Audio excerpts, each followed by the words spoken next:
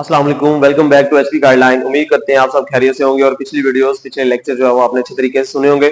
बेटा अगर उनमें आपको कोई भी प्रॉब्लम आ रही है तो काइंडली उसको कमेंट में डिस्कस करें, इंशाल्लाह उसका आपको आंसर किया जाएगा। नेक्स्ट लेक्चर स्टार्ट करने से पहले वही बात कि अगर अभी तक आपने चैनल को सब्सक्राइब नहीं किया तो चैनल को सब्सक्राइब कर दें और बेल आइकन को प्रेस कर दें ताकि तमाम के तमाम नोटिफिकेशन जो है वो आप तक टाइमली पहुंच जाए। आज के लेक्चर में बेटा हम कुछ शॉर्ट क्वेश्चंस को क्लियर करेंगे।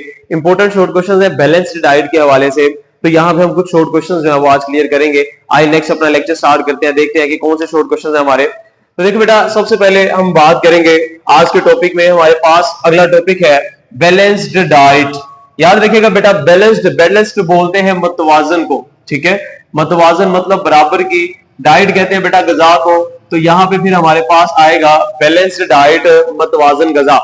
मतवाजन गजा क्या होती है? तो सबसे पहले हमारा शॉर्ट क्वेश्चन यही है कि define balanced diet. Balanced diet को डिफाइन करें, बैलेंस्ड डाइट होता क्या है। तो सबसे पहले अगर इसकी डेफिनेशन करें तो देखिए डी वन ऐसी खुराक विच कंटेन्स, जो मुश्तमिल होती है। कंटेन का मतलब है बेटा मुश्तमिल होना, ठीक है। तो देखिए ऑल द इसेंशियल, इसेंशियल का मतलब है बेटा जरूरी, all the essential nutrients in correct proportion, correct सही मिकदार में, ठीक है। प्रोपोर्शन कहते हैं तनासुब को, ठीक है, कि सही तनासुब में एक खुराक के अंदर तमाम के तमाम न्यूट्रिएंट्स का मौजूद होना, वो वाली खुराक हमारे पास कहलाएगी that are called balanced diet. उस खुराक को जो हम कहते हैं बैलेंस्ड डाइट। अब देखिए बेटा फॉर द नॉर्मल ग्रोथ, अब वो डाइट क्या करनी है हमने ताकि हमारी नॉर्मल ग्रोथ हो सके हमारे जिस्म की, एंड डेवलपमेंट ऑफ बॉडी, ताकि और हमारा जिस्म जो है वो डेवलप कर सके अच्छे तरीके से, जब हम ग्रोथ कर सके अच्छे तरीके से डेवलप कर सके। तो वो वाली तमाम की तमाम खुराक जिसके अंदर एक करेक्ट प्रोपोर्शन से तमाम के तमाम न्यूट्रिएंट्स जो है वो हमें मिल जाए, ऐसी खुराक जो है वो हमारे पास कहलाती है बेटा बैलेंस्ड डाइट। अब बैलेंस्ड डाइट किसी भी इंसान को क्या किस तरह से चाहिए होती है, किसी भी इंसान को किस तरह से जो है वो उसको यूज करना चाहिए। तो it is related to one's age. अब बेटा याद रखिएगा कि बैलेंस डाइट ऐसा नहीं है कि तमाम के तमाम बड़े हैं छोटे हैं बच्चे हैं उनको एक ही तरह की डाइट दी जानी है, ऐसा नहीं है।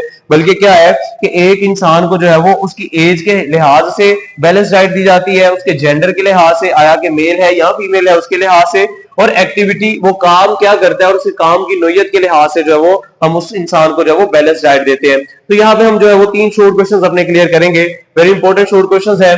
पहला हम बात करेंगे एज के मुतालिक। तो यहाँ पे शॉर्ट क्वेश्चन बनेगा, शॉर्ट क्वेश्चन नंबर 2 है हमारा, what is the relation of balanced diet with age, कि हमारा उम्र के साथ बैलेंस्ड डाइट का क्या ताल्लुक है, किस एज के इंसान को कौन सी खुराक खानी चाहिए और किस एज के इंसान को जो है वो कौन सी खुराक खानी चाहिए। तो देखिए यहाँ पे हम बात करेंगे during growth period of body. याद रखें बेटा जब हमारा जिस्म ग्रोथ कर रहा होता है, जब ग्रोथ पीरियड चल रहा होता है, जैसा कि टीन एजर्स है 17, 18, 19, ये एजेस है, ये सारा ग्रोथ पीरियड ही कहलाता है आपका। इसमें वो कहता है कि there is a higher metabolic rate. अब उसके ड्यूरिंग, उस एज के ड्यूरिंग जब टीन एजेस होती है, जब बच्चा ग्रो कर रहा होता है, तो उसके ड्यूरिंग जो है वो किसी भी जानदार में उनके बच्चों का जो मेटाबॉलिक रेट है वो बड़ा हाई होता है, उसकी बॉडी ग्रो कर रही होती है, उसके सेल जो है वो डिवाइड कर रहे होते हैं। तो डिवाइड करने के लिए तो देखिए rate in body cells and so body needs balance diet.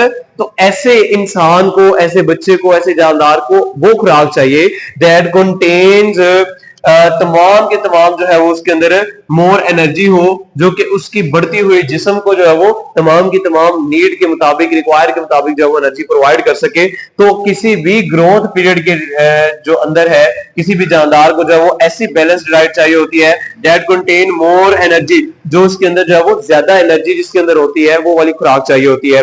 Adults, अगर हम एक नौजवान इंसान की बात करें तो देखिए नीड लेस प्रोटीन पर किलोग्राम बॉडी वेट। एक जो कि इंसान जवान हो चुका है, तकरीबन 20 से बाहर की तरफ चले जाए, 25 को 26 की एज को, तो वो एज का जो इंसान एडल्ट है हमारे पास नीड लेस प्रोटीन, उसके जिस्म को कम प्रोटीन चाहिए होते हैं उसकी जिस्म के लिहाज से, बट अ ग्रोइंग बॉय और गर्ल। लेकिन अगर हम देखें कि इसी एज में जब हम पीछे की तरफ आए तो 90s में जो है कोई भी बॉय है या गर्ल है, उसको जो है वो मोर प्रोटीन, उसकी जिस्म को जो है वो ज्यादा प्रोटीन चाहिए पर किलोग्राम वेट, उसके जिस्म के लिहाज के मुताबिक जो है वो उसको ज्यादा प्रोटीन चाहिए क्योंकि उसका जिस्म ग्रो कर रहा है। तो देखिए फिर एक इंसान वो जो कि एडल्ट हो चुका, उसको उतना प्रोटीन नहीं चाहिए जितना कि बढ़ते हुए लड़के को या लड़की को जो है वो ज्यादा मिकदार में प्रोटीन चाहिए होता है। उसके बाद अगर हम बात करें चिल्ड्रन की, बच्चों की, तो देखिए बेटा चिल्ड्रन, बच्चों को जो है वो ज्यादा मिकदार में क्या चीज चाहिए होती है।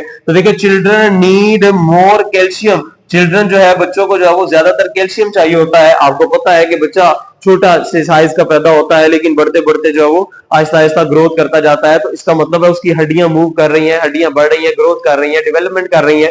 तो हड्डियों को ज्यादा प्रोटीन चाहिए, ज्यादा उसको कैल्शियम चाहिए, फास्फोरस चाहिए। तो वो ज्यादा कैल्शियम जो है वो बच्चे को दूध से मिल सकता है, एंड आयरन, और उसको ज्यादा आयरन चाहिए फॉर ग्रोइंग बोन्स, ताकि उसकी हड्डियां मूव कर सके, बन सके, and red blood cells respectively, और उसके खून के सेल्स जो है वो अच्छे तरीके से डेवलप हो सके, ताकि उसकी बॉडी जो है वो ग्रोथ की तरफ अच्छे तरीके से मूव कर सके। तो बेटा यहां तक हमारा एक शॉर्ट क्वेश्चन कंप्लीट हुआ। What is the relation of balance diet with age, कि एज के लिहाज से हमें कौन सी बैलेंस डाइट जो है वो इस्तेमाल करनी चाहिए। उसके बाद दूसरा हमारा शॉर्ट क्वेश्चन है, what is the relation of balanced diet with gender, gender के साथ बैलेंस्ड डाइट का क्या ताल्लुक है। तो देखिए बेटा, बैलेंस डाइट का जेंडर के साथ बड़ा अहम ताल्लुक है। कैसे? Gender has an impact on the requirement, इसका जो है वो इम्पैक्ट होता है, असर होता है जरूरत पे of balance diet, balance diet पे। अगर हम बात करें जेंडर में मेल की या फीमेल की, तो हम पहले बात कर लेते हैं वुमेन की, कि वुमेन की बात करते हैं।